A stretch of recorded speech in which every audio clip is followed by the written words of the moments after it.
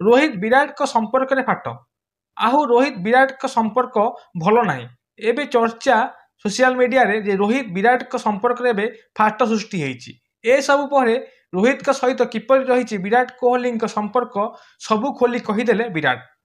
ହଁ ଦର୍ଶକ ବନ୍ଧୁ, ଇଣ୍ଡିଆନ୍ ପ୍ରିମିୟର ଲିଗ୍ର ଏକ ଗୁରୁତ୍ୱପୂର୍ଣ୍ଣ ମୁକାବିଲାରେ ରୟାଲ ଚ୍ୟାଲେଞ୍ଜ ବାଙ୍ଗାଲୋର ଏବଂ ମୁମ୍ବାଇ ଇଣ୍ଡିଆନ୍ସ ସୋମବାର ଦିନ ମୁହାଁମୁହିଁ ହେବେ, ଯେଉଁଥିରେ କି ଭାରତୀୟ ଦଳର ଦୁଇ ସୁପରଷ୍ଟାର ବ୍ୟାଟର ରୋହିତ ଶର୍ମା ଏବଂ ବିରାଟ କୋହଲିଙ୍କୁ ମଧ୍ୟ ଦେଖିବାକୁ ମିଳିବ। ମୁମ୍ବାଇ ଟୁର୍ଣ୍ଣାମେଣ୍ଟର ଏକ ସଫଳ ଟିମ୍ ହୋଇଥିଲେ ମଧ୍ୟ ବେଙ୍ଗାଲୁରୁ ଏବେ ଏହାର ପ୍ରଥମ ଟାଇଟଲ ଲକ୍ଷ୍ୟ ରହିଛି। କିନ୍ତୁ ଚଳିତ ସିଜିନ୍ ଆରମ୍ଭରୁ ହାର୍ଦ୍ଦିକଙ୍କ ମୁମ୍ବାଇ ବ୍ୟତୀତ ବାଙ୍ଗାଲୁରୁ ଦଳ ଅଧିକ ଭଲ ପ୍ରଦର୍ଶନ କରୁଛନ୍ତି। ତେବେ ଏହି ହାଇ ପ୍ରୋଫାଇଲ୍ ମୁକାବିଲା ପୂର୍ବରୁ ରୋହିତଙ୍କ ନିଜର ସମ୍ପର୍କକୁ ନେଇ ବିରାଟ ତାଙ୍କ ମୁହଁ ଖୋଲିଛନ୍ତି ଏବଂ 15 ବର୍ଷରୁ ଅଧିକ ସମୟ ଧରି ସେମାନଙ୍କ ସମ୍ପର୍କ ବିଷୟରେ କହିଥିଲେ। ବିରାଟ କହିଛନ୍ତି ଯେ ଆମେ ନିଶ୍ଚିତ ଭାବେ ଦୀର୍ଘ ସମୟ ଧରି ଭାରତ ପାଇଁ ଏକାଠି ଖେଳି ଉପଭୋଗ କରୁଛୁ। ଆମେ ଯେଉଁ ସମୃଦ୍ଧି ବାଣ୍ଟିଛୁ ସେଥିପାଇଁ ବହୁତ ଖୁସି ଏବଂ କୃତଜ୍ଞ ଏବଂ ଆମେ ଏହା ଜାରି ରଖିବୁ। ଆମେ ଦଳ ପାଇଁ ନେତୃତ୍ୱ ଦୃଷ୍ଟିକୋଣରୁ ବହୁତ ନିକଟରୁ କାମ କରିଛୁ, ସବୁବେଳେ ଚିନ୍ତାଧାରାର ଆଲୋଚନା ହୋଇଥିଲା।